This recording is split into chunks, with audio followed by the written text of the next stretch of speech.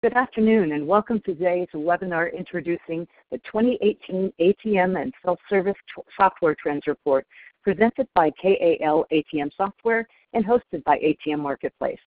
I'm Suzanne Clucky, Senior Editor of ATM Marketplace. Today we'll be taking a first look at the 11th Annual Software Trends Report, which was released just this morning and is now available for free download at ATM Marketplace. As with previous editions, the 2018 guide offers a valuable resource for financial institutions as they consider how self-service fits into the larger picture of omnichannel service delivery at their organization. Today we'll look at findings that help to clarify the role of the ATM channel in a digital, data-driven banking culture, the functionalities FIs are adopting in order to meet consumer demands for ease and convenience, the importance of monitoring and management in network availability and cost efficiency, and finally, the challenges FIs face in delivering the best possible user experience for customers and for potential customers. Joining me today from Scotland is Marilyn Bell, Head of Marketing at KAL. Marilyn has extensive experience in the information technology industry with a track record of more than 16 years directing commercially successful marketing and communication strategies. Good afternoon from this side of the pond, Marilyn. I know our listeners are anxious to dive into the results of this year's study, so let's get after it. Lovely. Thanks very much, Suzanne. And good afternoon, everyone. And I would just like to reiterate my welcome to this year's ATM and Self-Service Software Trends webinar from myself. We really appreciate you joining us today.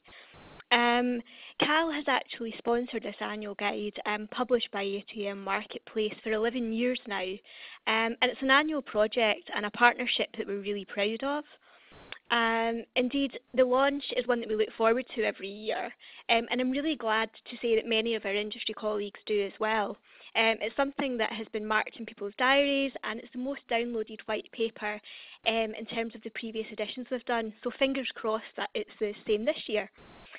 As ever, the guide will be available to download after the webinar, as Suzanne mentioned, and it's absolutely free of charge, so we'll be sure to send you the link after the webinar today. Now, although the webinar will be very much about me sharing this year's trends and analysis with you, I'm really keen to make sure that the next hour is as interactive as it possibly can be and as beneficial for everyone as possible. So please do use the Q&A functionality that you see on your screen, and we'll leave a little bit of time at the end so that we can review some of the, the common questions and some of the questions where there's room to really probe and discuss things a little bit further. We'll also be asking a couple of poll questions throughout the webinar, just so that we can see, if today's audience's responses correlate with that big picture survey in terms of the wider survey results that we're going to be discussing. So without further ado, let's move on to talk about the survey. So first of all, the demographics.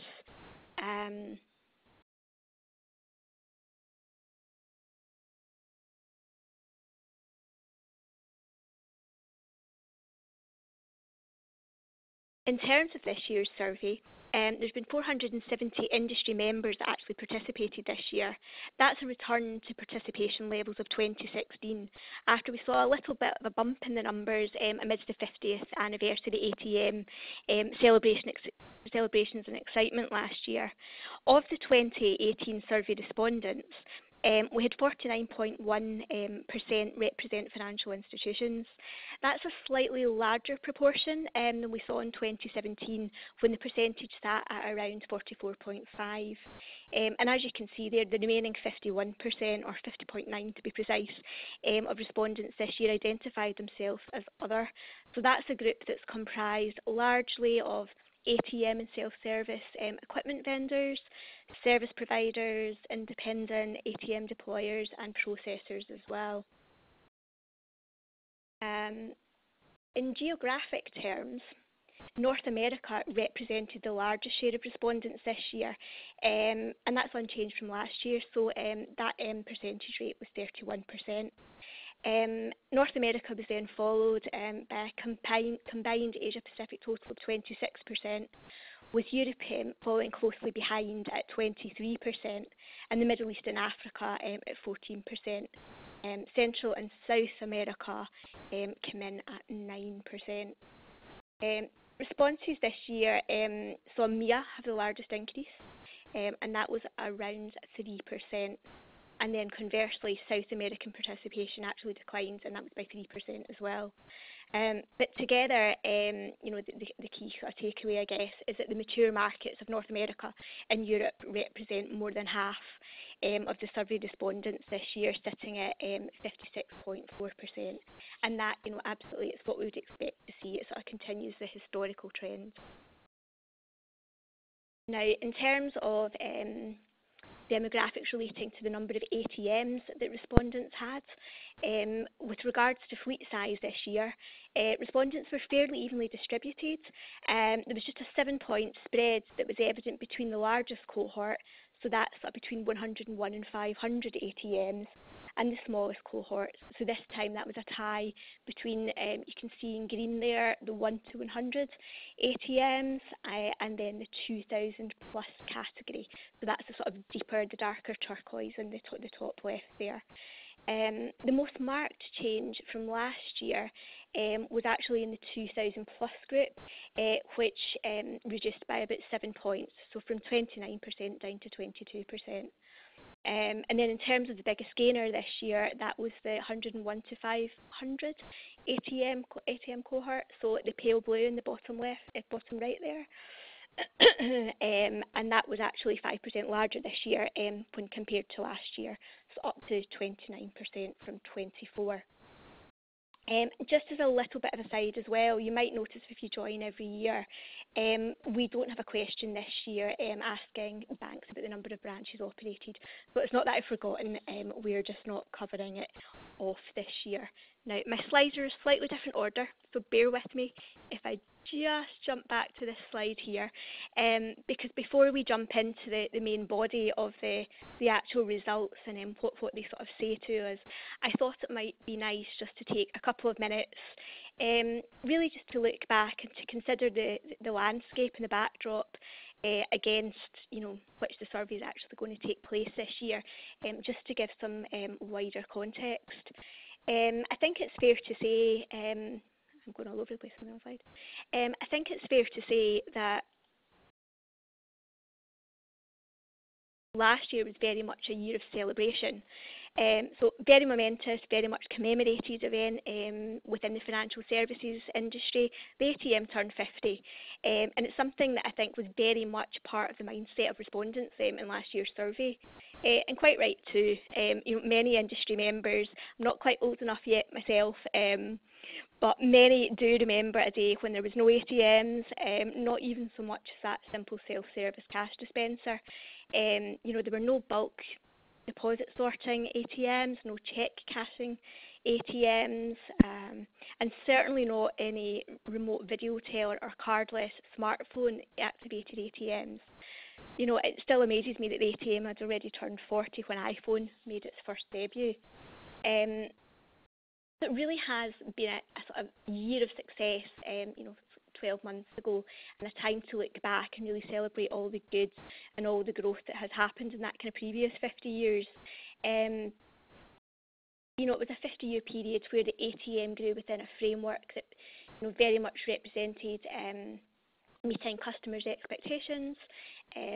Every advancement was welcomed by bank customers, by the public, whether that was the introduction of multi-bank networks or, as I say, the more recent introduction in terms of cardless cash withdrawal.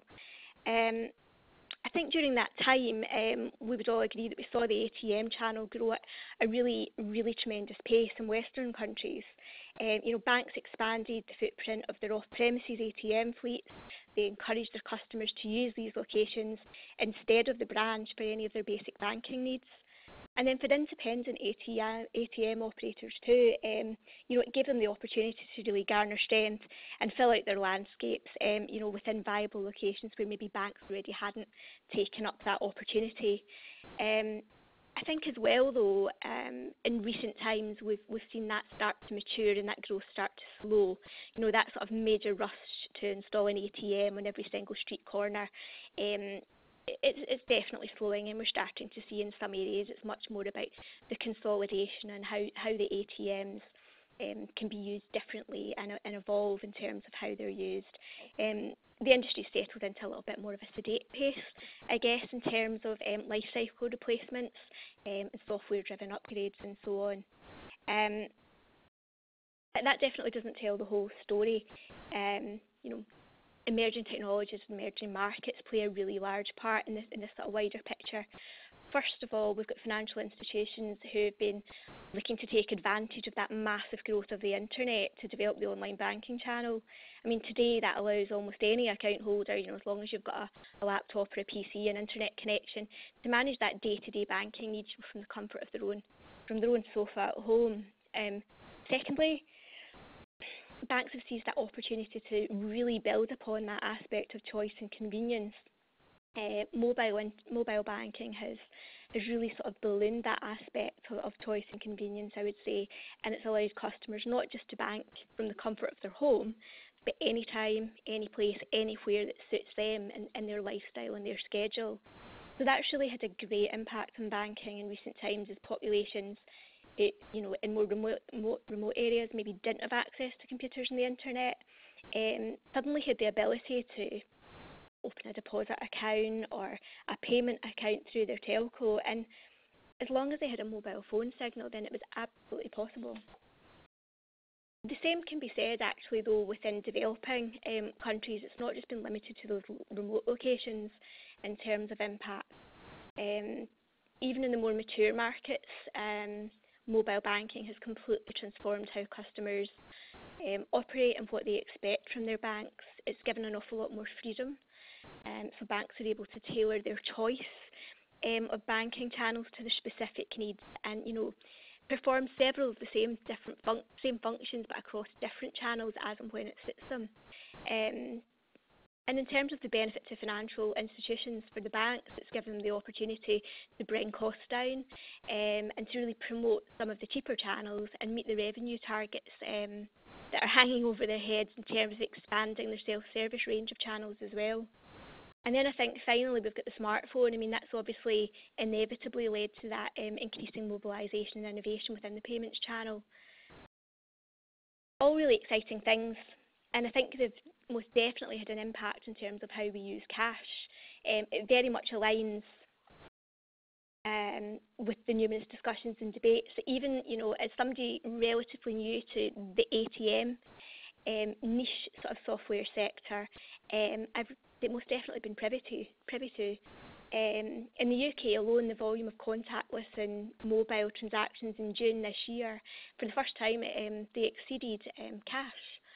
I was down in London just a few weeks ago visiting friends, and I shouldn't say it, but maybe I should. I didn't have to pick out a pound note, a pound coin at any point. I got through the underground just using my contactless card. The same can be said in countries such as Sweden. For good, for bad. The idea of becoming a cashless society is one that in some places is becoming quite close to reality. But that's not the whole picture. Again, it's so complex.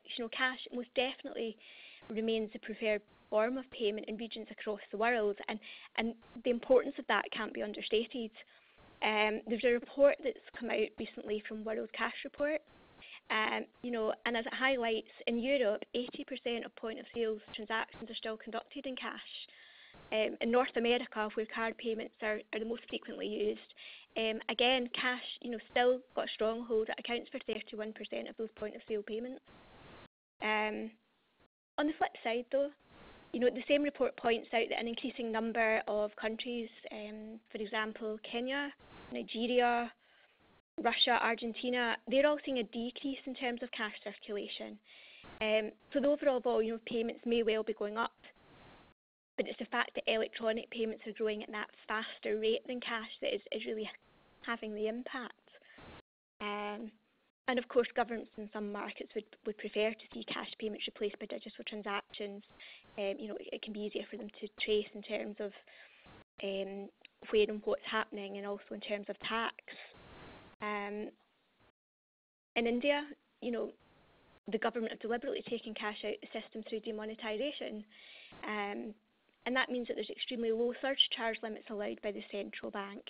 And the number of ATMs over there has declined in the past year, despite the rapid gains made, in the 5 years previous. So it really is a complex picture.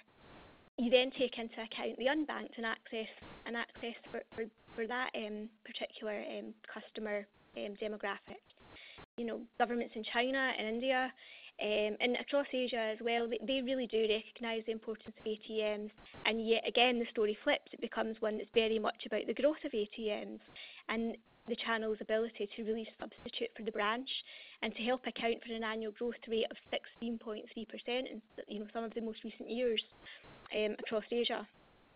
So despite the fact that there's a halting progress in India, I think it's highly unlikely that we're going to see the government discourage continued ATM growth within those particular geographic areas. But what does all this mean? So, we've spoken about 50 years, we've spoken about changing landscape. Well, it really is an era of reinvention, and it's no longer just about increasing the number of ATM machines that are available. Essentially, the industry is going to continue to grow, not maybe focused in terms of numbers of ATMs, but in terms of functionality, because it's not just the governments that are going to expect more from the channel. Consumers do as well, and they're going to increasingly expect the ATM to stand in for branches and really to serve a much broader variety of banking and payment needs. I'll move on to the stats now, but I think in kind of summary, the kind of key takeaway from this slide is that the celebration of last year might be over, but it's the next 50 years of innovation that's really just starting to get underway. And I think from the survey results, it's going to be really interesting. So if we actually start to consider some of the responses that have come through off the back of this year's survey, I'll go through the questions in an order that best helps really to tell the story that has sort of come through the answers. So the questions won't run necessarily in ascending order when you see them on the screen, but we will cover all of the questions that we asked. So to kick the questions and the analysis of those questions off, the first question that we've got here is what's your bank's strategy for the number of ATMs that you plan to operate over the next few years? As in years past, the ATM industry, as you can see from the chart there, remains really positive about the future. In this year's survey, just under two-thirds, so 65.4% to be exact, of the respondent and financial institutions said that they expected their ATM network to grow. And I think, as I mentioned in that sort of introductory slide, these predictions are very much against that backdrop of, 50 years gone of exponential growth and now that stage of maturity, and given the digital landscape we're in. But I think then that obviously has to sit in juxtaposition with the shrinking branch network that we have and some of the more remote locations that we discussed as well. So it really is likely that the growth here, and the reason that still remains so positive is because it's very much a mix of the specific needs that are being seen across the different regions. When we think about that shrinking branch network as well, and look towards the more sort of Western countries, the story is very, very consistent. The number of bank branches in the US peaked way back in 2009, so quite a while ago. And then on top of that, we had, the global financial crisis. There was a really big increase in terms of the number of internet and smartphone users who started to increasingly move away from dropping into their local bank branch and obviously, using the internet and their mobile in much greater numbers. In total, over the last 10 years, the US has seen 9,000 branches close their doors. And even with sort of, the bucking of the trend, I guess, through community banks growing and at least maintaining their own sort of numbers, it's not been enough to move that net number total from the negative into the positive. The same can absolutely be seen in other mature markets. In the UK, we've been hard hit with branch closures over the past several years. Within the last 3 years, that number sits at around 3,000. And we've had some of the really key sort of figures in banking come forward. So for example, the former chief exec at Barclays Bank, Anthony Jenkins, he predicts that half of the 7,000 bank branches that we've got left in the UK could actually disappear within the next decade. In Europe, that trend absolutely continues. Since 2008, there's been 48,000 branches closed across the EU. So that's more than 20% of all the banks in that region. And we can't just put this down to the financial crisis. That's a good number of years ago now. In 2016, there was 9,000 banks closed, and that was 7 years after the kind of official end of the recession. And in almost all cases, the reason that banks cite when asked about it is that there's just not the footfall there to actually sustain and make it worthwhile having those banks open. So they need to look to these other channels in terms of moving forward.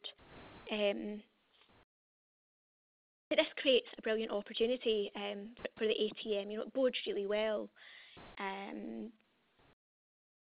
if, as these stats say here, if that 65% are right, plus the 25% that really don't see things changing in terms of the ATM numbers, if we're right, then there's a fantastic opportunity for that ATM channel to really increase its functionality and its technology. Before I jump on to that, though, and cover the stats that have been sort of shared with us in terms of functionality and technology of the ATMs, you'll see in front of you now that there's a poll question that's popped up in front of you. I'd be really grateful if you could just take a little bit of a second to respond to that, please. So the question there is, what factor most drives the priority of adding new ATM functionalities and technologies? So it's multiple choice. So we've got cost reduction, customer requests and demands, and technology refresh. So thank you. I can see the responses coming in just now. Marilyn, while we wait for responses, I will let's back up the poll here. There we go. While we wait for the responses to come in, I'm just going to do a little housekeeping here. I want to remind everyone that you can submit your questions during the webinar by typing them into the chat window on your screen. So please, if you have questions, don't hesitate. Let us know what you want to know. We'll do our best to get to all of the questions during the Q&A session at the end of the webinar, but if we don't, you will hear directly from Cal with an email with the response to your question. Also, in case you joined us a little late, and I know a lot of people always want to know this, today's webinar, including the slide deck, will be available for replay at atmmarketplace.com. When it posts, we'll send you an email notification and link, which you're welcome to share with colleagues who couldn't make today's event. And finally, as I mentioned earlier, the 2018 ATM software and self-service trends report is now available for free download at atmmarketplace.com. That link will also be in the replay notification, and you are also invited to share that with others. So Marilyn, I'm going to go ahead and close the poll now. Looks like the answers are, or looks like you've closed it. So it looks like our answers are in. And there we are. No problem. That's great. Thanks everyone for that. And I'll come back to them in just a second. Just to give a little bit of context to that question, I'm going to jump to the next slide, which is about how you would describe your bank strategy at the moment when it comes to new ATM functionality and technology. And this just sets the scene for that poll question. So are banks moving quickly enough to ensure that they are making the most of the opportunity within the ATM channel? You can see here in this slide that the results are strongly positive. 47% of respondents are absolutely adding functionality based on customer expectation, and it's very much built around a business case of replacing branches with ATMs. There's also a significant 29% that are striving to be early adopters, so they're not waiting to actually get going with things, and that's really key when it comes to customer loyalty, acquisition, retention, and so on. Just 19% are being reactive as opposed to sort of seizing that opportunity, and there's only a tiny 5% that actually aren't doing anything with their ATM network just now, unless required to through sort of compliance or security-based type sort of reasons and drivers.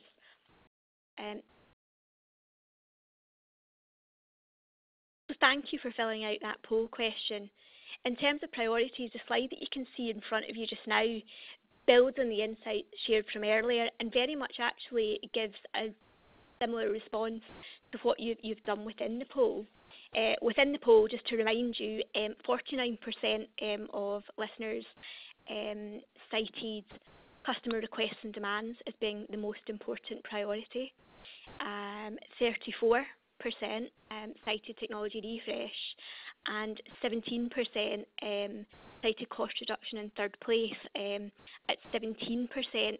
So in terms of the trends, that absolutely backs what we're seeing coming in terms of the survey from the wider industry.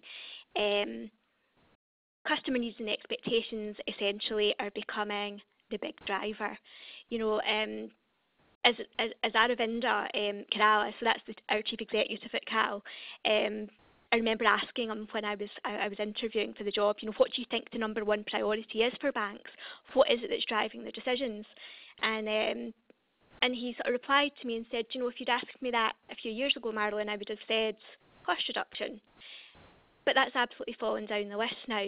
And the chart here absolutely bears testament to that fact. If we look back to 2016, cost reduction actually ranked as number one in terms of priorities.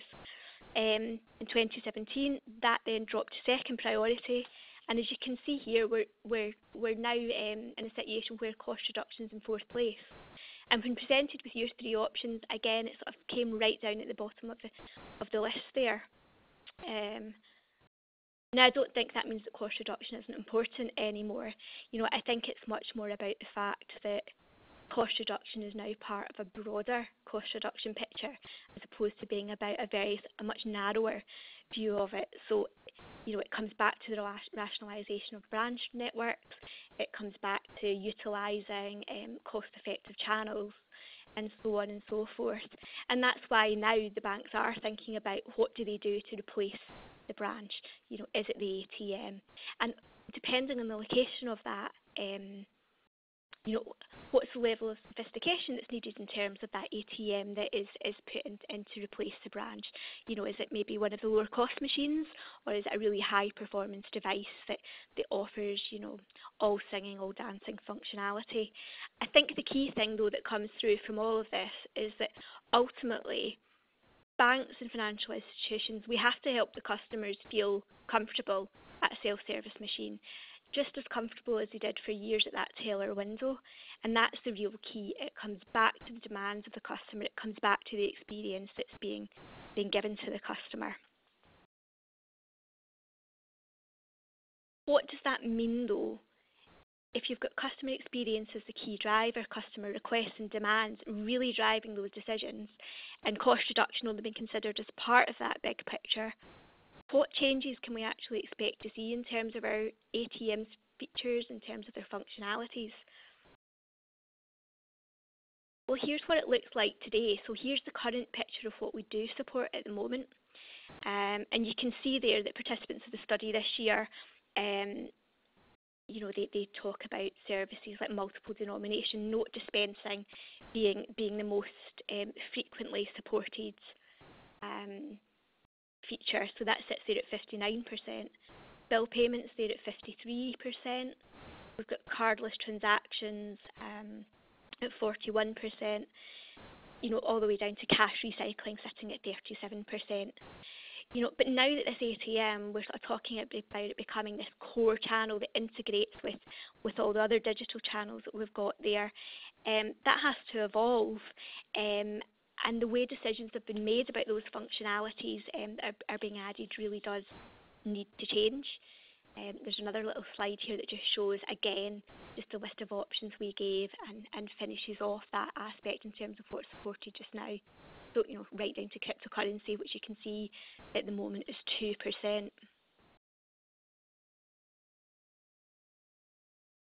But this slide starts to bring that story to life. As I've sort of said, if we can sort of presume that the slide previous is very much based around about a driver that was historically cost reduction, going forward, how is customer experience going to change that, and what does that mean is going to be prioritised first? And before we get to that, I think it's really important just to kind of think about the customer experience a little bit more, and why it's so important within that kind of bigger financial picture. Possibly one of the biggest kind of misconceptions, certainly amongst consumers and the public, is that the banks are making some money out of the ATMs in the form of fees, and if only that really were the case. But it is a fact that cost efficiencies and savings can be generated through the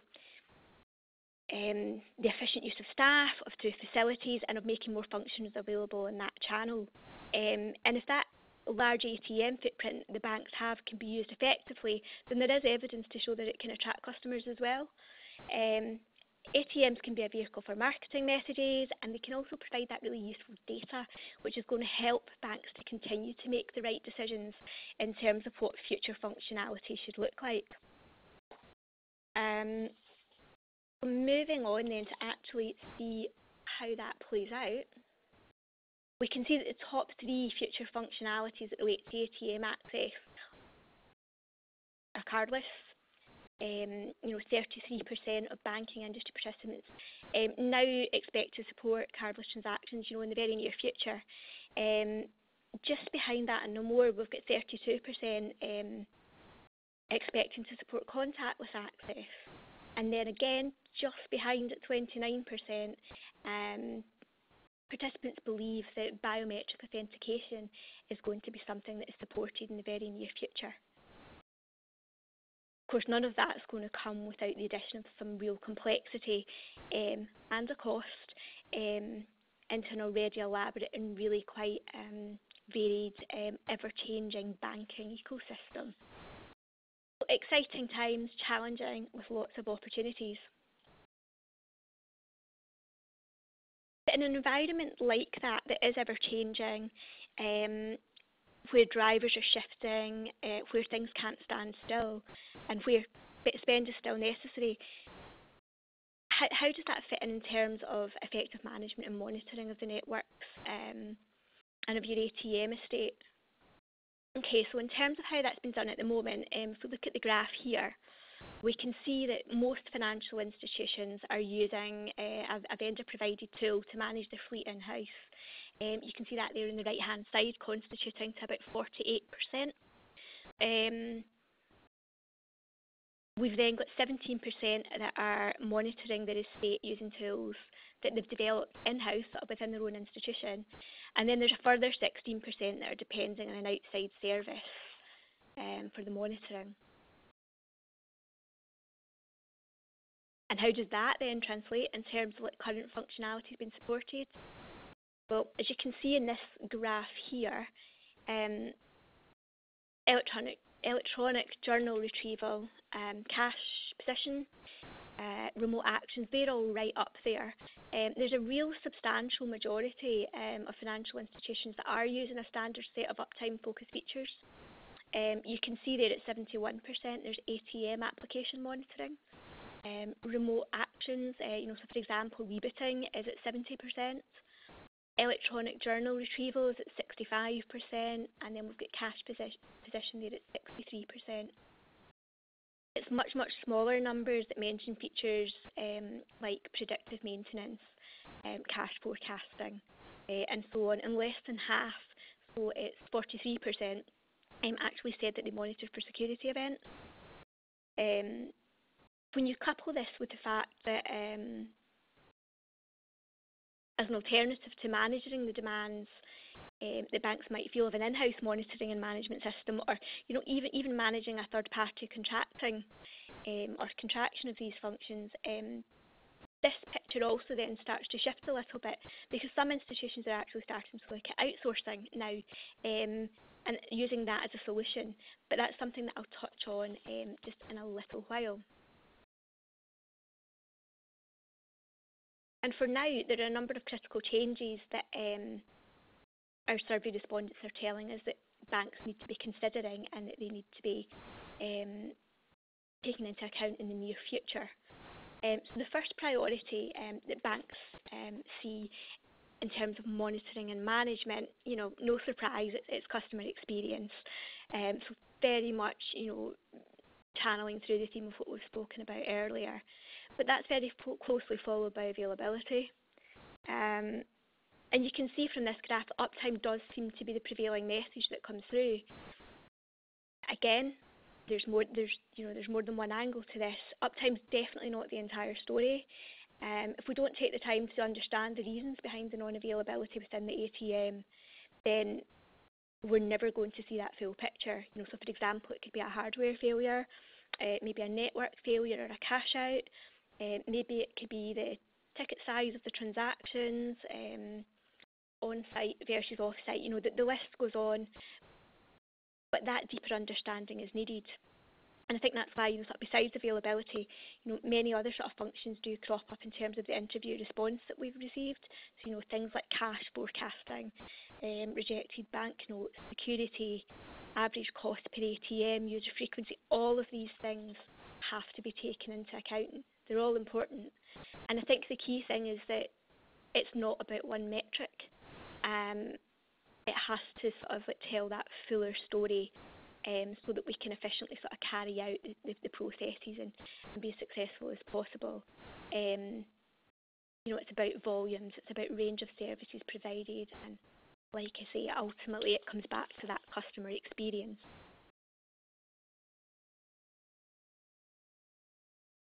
So following from that then, which aspects of the ATM technology do our respondents think will receive the most attention in the near future?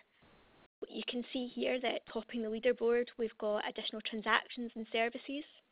That's closely followed by mobile device support, and technology refreshes right there behind at 26%. That's, for example, Windows 10 and so on. Further down that list, we've got aspects like remote management, UI, redesign, communications infrastructure, and that's all the way down there at 2%. And I'm just going to take another break in the flow here to ask another poll question. As you can see, this is just preempting the content that's coming up. But again, I'd be grateful for your participation. What is your bank's approach to Windows 10 for your ATMs? Well, again, multiple choice. We've got move to Windows 10 as soon as possible. Move to Windows 10, but not in a hurry. Consider alternatives. Too painful, costly to think about, or no idea. You can see the responses coming in already. Great. And I'm going to jump in one more time, before we move on to the close of the presentation, I want to break for we're going to do the poll question, and while we wait for responses, I want to remind you that you can submit questions. We have a couple that have come in so far, and if you have a question for Marilyn or for KAL in general, you are welcome to put that in type that into the chat box at the bottom left-hand of your screen. And also, in case you joined us a little late or are interested in repeating the webinar, I want to let you know that today's presentation, including the slide deck, will be available for replay at atmmarketplace.com. When it posts, we'll send you an email notification with a link, and you're welcome to share that with colleagues who could not make today's event if they're interested in listening as well. And finally, as I mentioned earlier, the 2018 ATM Software and Self-Service Trends Report is now available for free download at atmmarketplace.com. And we will also have that link in the replay notification, so you'll get that when it goes out as well. So it looks like the poll questions, our poll answers are in, so let's go ahead and close this poll. Okay, what people have to say. Oh, there we are. Okay, great, thank you. And again, I'm just going to take a quick note of them because I actually want to touch on them in just a little moment or two. That's grand. Bear with me, I think I maybe preempted where the poll questions were by a slide for both of them just because I've not used this system before. So that's why we'll just hold on to the answers for a second. if we return to the point, just to set the scene in terms of Windows 10, one of the other key questions that I touched upon and said we'd come back to was ATM asset ownership, and the big question really, to outsource or not to outsource. This year's survey was actually the first time, in the history of the series that we actually asked participants about outsourcing. And as you can see there, 20% of respondents said that they have actually elected to outsource their ATMs, but a very substantial 71% own their ATM assets. I think for many of these sort of banks and financial institutions, outsourcing, it's one more aspect of branch transformation and the enhanced customer experience. But for institutions that maybe have thought about it but maybe haven't yet made a decision one way or the other, the fact that another expensive, quite complicated OS upgrade is just round the corner could be something that makes people think a little bit differently, and that's something that I think within the industry we have to be aware of. And obviously leading on to the poll results there, the next upgrade's not far off. Microsoft will be discontinuing support for Windows 7 in January 2020, and it really is just round the corner, and much, really definitely adds to that complexity in terms of the overall picture. So if we look at the status quo and how it is now, like I say, it's not been that long since the Windows 7 upgrade became a real area of focus for banks and institutions. And we can see from the results in this slide that the majority have made an investment, both in terms of time and in terms of money, to make the shift to Windows 7. So there's 66% there, so the big green box, that are currently operating all their ATMs on Windows 7, and a further 24% that've got at least some of their ATMs on that OS. In the survey this year, 16% of participating organisations said they were still running their ATMs on Windows XP. So obviously, a system that Microsoft stopped supporting around 4 years ago. And I think, definitely a pain point. And apparently the Reserve Bank of India actually became so impatient with banks in their region, and so keen to push them off of that and up to Windows 7 that they promised that they would fine any bank that hadn't actually upgraded to Windows 7 by June this coming year, so 2019. Sounds great, except for the fact that that's 6 months before the support for that OS ends as well. So a really complex picture in terms of that, a time-consuming one, and one that is most definitely sort of increasingly we're certainly hearing is on our customers and our prospects' radar. With that in mind,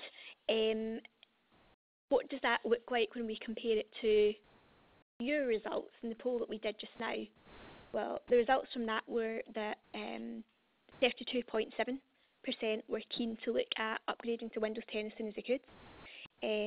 40% said, yep, absolutely, but not in a hurry.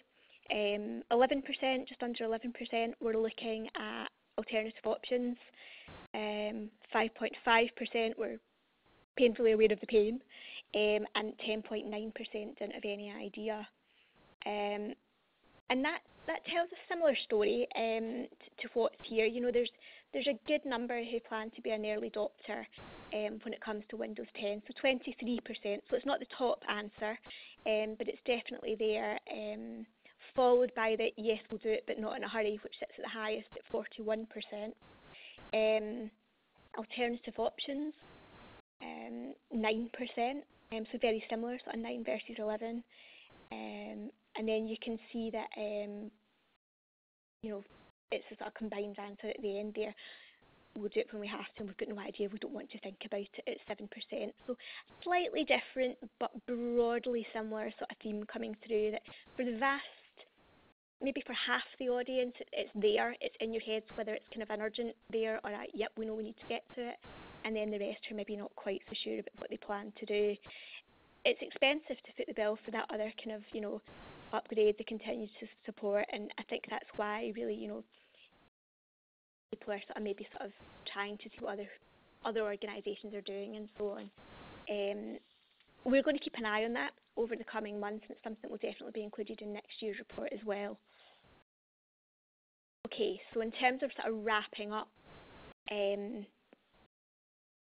we take everything that we've discussed today into account, what does the future of ATMs look like? You know, according to the survey, according to the landscape, according to everything that we've sort of covered today, we can see here it's really positive. 57% of participants very much see the importance of the ATM continuing to grow, and there's a further 25% there in green that are, you know, again on board, convinced that the level of importance will stay the same, so it's not going to decrease.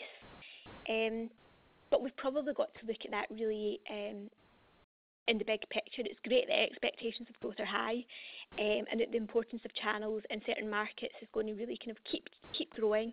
But I think it's fair to say that in certain markets, that sort of level of importance is diminishing just a little bit as well, which plays back to everything we've already discussed. So in 2016, there was 73% of participants that felt there would be an increased importance for ATMs, and 19% that thought that the importance would remain the same. Then in 2017, that just dipped a little bit, just by 1%, so 72% felt it was increased, and 20% felt that it would stay the same. And then obviously now we've just got that little bit of a dip again where we're down to 57%, which I think really shows that it is about individual markets, and that there's not a one-size-fits-all when it comes to the actual conclusion. And just to sum up, I mean, I think from my point of view, you know, the landscape that presents itself to us via these results, you know, I found it really interesting. I found it really exciting. You know, to hark back to where I started, sort of talking about last year being the 50-year anniversary, there's so many opportunities for the ATM, and I don't think banks will see the opportunities as the same way. I think it's very, very much dependent on what region you're in and what the situation is there, and on your customers and what their requirements are. You know, so challenge, opportunity. You know, there's the opportunity, the challenge to replace branches. There's how the ATM is the opportunity to evolve and really bridge that gap between the physical and the digital, as we look at that wider sort of digital landscape. There's the opportunities that are being created and the challenges around cash circulation. Cash definitely is on that global scale still king, but there's certain areas in certain countries where that's not the case. And again, it's about a tailored approach. Ultimately, customer experience, whatever the approach is, absolutely has to be at the heart. We have to consider the fact that there's going to be a reduced number of ATMs potentially, or, you know, at very least a matured and much more level number. And how do we use that opportunity to use the channels that are there and to really kind of grow that functionality? So ultimately, for me, I think it's about serving consumers, and it's about understanding their needs, understanding the markets and the opportunities that are there.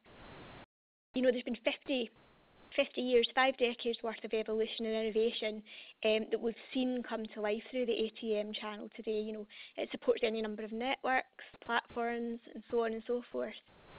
And certainly from these results, I'm really excited to see that there's absolutely every reason to believe that as a channel, the ATM will absolutely continue to break ground. For as long as customers really want convenience, for as long as customers want choice, utility, and obviously that personalised touch coming through from their banking service to deliver that customer experience. It's exciting. There's so much happening. You know, we've touched on mobile integration. We've spoken about contactless transactions, cardless transactions, everything that's happening around security, cloud services. Overall, for me, I think the picture is that banks are so much more focused on software than they ever have been before. They understand the importance of software, and it's not just about the future of self-service. I think it's really about the future of banking itself. And I think that's really, really the note I would like to end on. So without further ado, we've got sort of just under 10 minutes left. I really appreciate everybody that stayed online and taking the time to listen to the entire presentation. But before we finish, I know Suzanne and Steve have both been noting down the questions that have been coming throughout. So what I'll do now is, Suzanne, if I hand over to you, would you maybe cherry pick some of the ones that have maybe come through most commonly and where there's sort of themes that we can really pick up on? And then both myself and my colleague Steve are available to answer. Yes, definitely. Thanks, Marilyn, for a great presentation. So for Q&A, I'm going to start with Steve. I know that you've been on board for these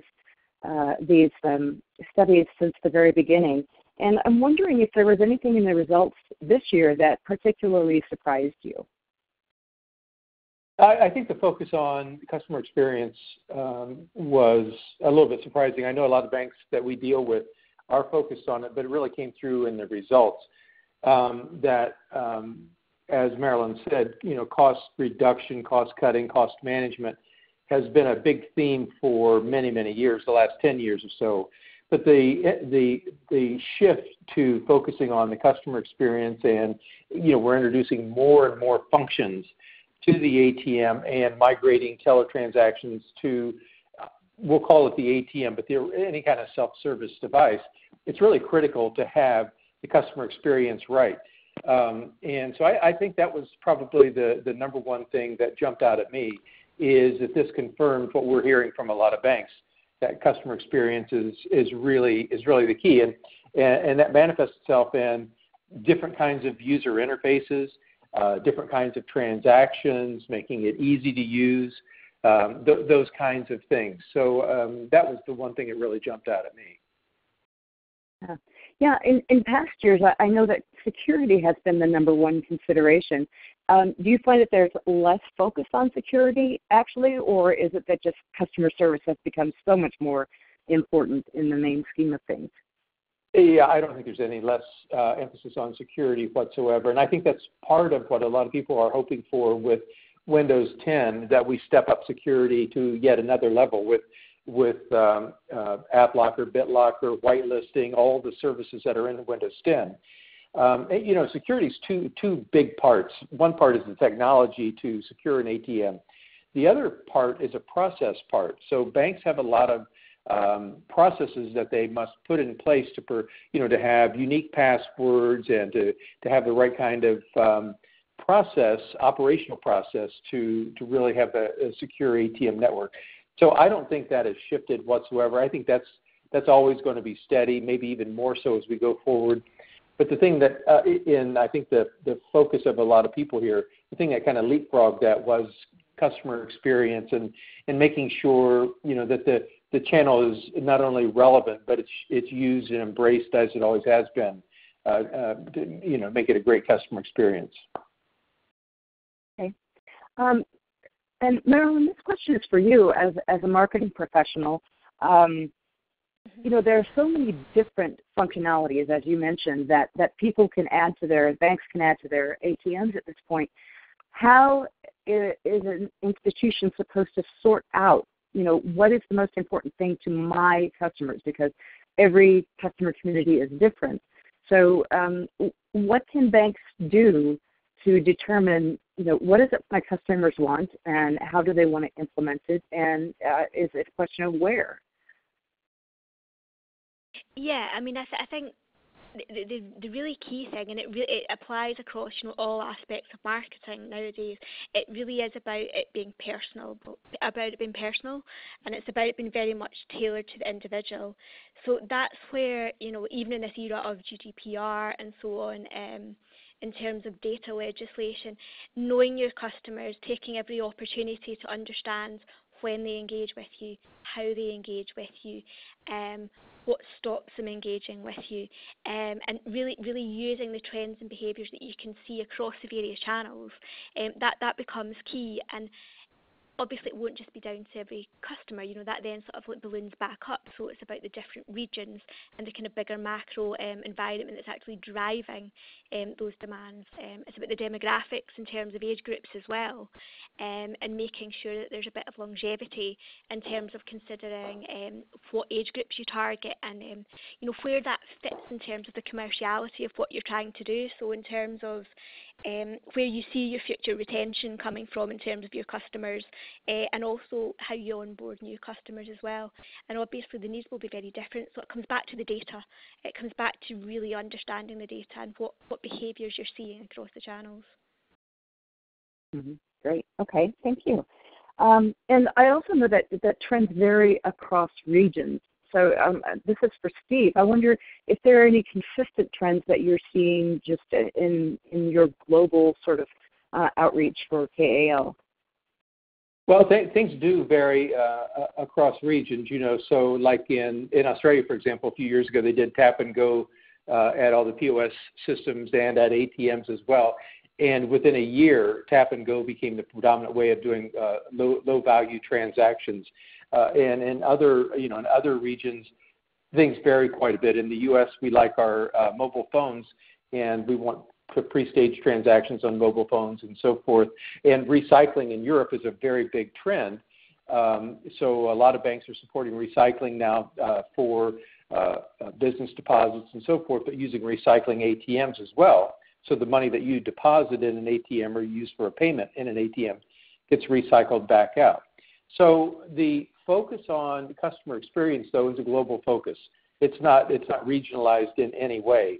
The other part that's a global trend, a global innovation, if you will, is the increased use of web services to add new transactions and new functionality. That's happening everywhere. So banks are developing new functionality in this form of web services, and they're making it available to mobile banking, home banking, but also to other channels like ATMs, and doing things like bill payment and foreign exchange, dynamic currency conversion, and lots of other services, if you will. But they're doing that, making it available to all channels. So that's more of a global innovation, if you will, that's happening everywhere. But there's a lot of regional stuff. And that regional stuff moves from region to region. So I wouldn't be surprised if in North America in the next few years we see a lot more recycling that we don't see today, which is what, of course, they've adopted in Europe. Yeah, it certainly has taken some time to catch on here, and it seems to make so much sense. That's always surprised me. And finally, I want to ask about, shameless plug here. KAL and MasterCard just recently announced a concept that allows sort of an interoperable cash withdrawal from ATMs. Tell me a little bit about that and how you see that whole interoperability issue being addressed. Well, there's two different things that we announced with MasterCard. So one is called cash pickup. And the idea with cash pickup is that in the long term, that anyone can go online, go to the service, the bank service, do a cash pickup transaction. And on the screen, you'll see all the fees, charges associated with this cash pickup. And then that money is going to be made available to anyone, anywhere. And MasterCard believes that they have the wherewithal to get everybody together to enable that. So I can send money to Suzanne, and you're in a different city and so forth, kind of like a Western Union wire, whatever, but to use the ATM network to do that. And that cash pickup functionality was really developed to do a lot of things. One's electronic benefits, so governments can make benefits available to you, and you can go to an ATM and get cash instead of maybe a debit card or instead of a card for those benefits, but also for rebates. So you buy a set of tires for your car, you get $50 rebate, and you can go to the ATM and get that money in cash instead of waiting 8 weeks for a prepaid card or something. So cash pickup is a big part of that. The other part of it, the other half of it, is cardless transactions. And the technology that they've implemented that we're working with them on is the ability to use your mobile phone to pre-stage a transaction, of course, but also to use it for authentication. So you don't enter a PIN on the ATM or whatever. And you can use the cardless, use your phone, use a cardless transaction at any ATM, whether it's your own bank's ATM or another bank's ATM. So they want to do that cardless functionality globally, so across border, and they want to do it on us and off us, so for any ATM. So it's really grand scale, big vision, and of course MasterCard's not trying to eliminate cards. They love cards, but what they're trying to do is let you keep your card in your pocket when you go to the ATM and use the card data that's in your mobile wallet instead of the physical card. And they think people will like that. They think it's convenient. They think it's secure and so forth. So we're working with them on that. And so it's still early days with that. There's a lot of work in the back end to do. But I think those are pretty interesting initiatives. Yeah, absolutely. I think that the question of interoperability and not re-siloing, because of the question of interoperability with contactless transactions, I think that's a really exciting development there. So, well, we have run out of time today, so that's going to have to do it for this conversation. I want to thank KAL ATM Software for sponsoring today's webinar and for co-sponsoring the 2018 ATM and Self-Service Software Trend Report. One more plug for the report. You'll be able to download that at ATM Marketplace, and there will be a link in an email that we sent you following the presentation. Also, I want to thank our presenters today, Marilyn Bell of KAL ATM Software, who did all the heavy lifting today, and also Steve Hensley for joining us for the Q&A portion. And I want to thank all of our listeners for spending an hour of your day with us and wish you a great afternoon. Thanks.